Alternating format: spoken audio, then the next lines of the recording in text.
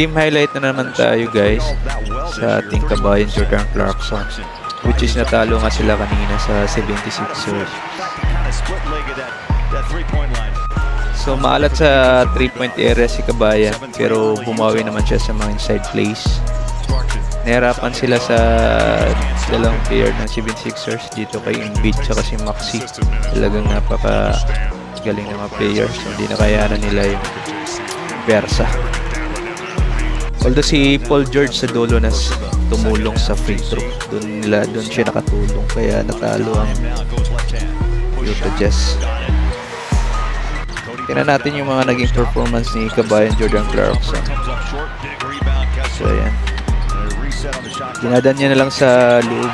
Ayan, nakakatira siya sa loob, na ipapasok niya yung mga tira, pero sa tres kanina is napakamalas ni Kabayan.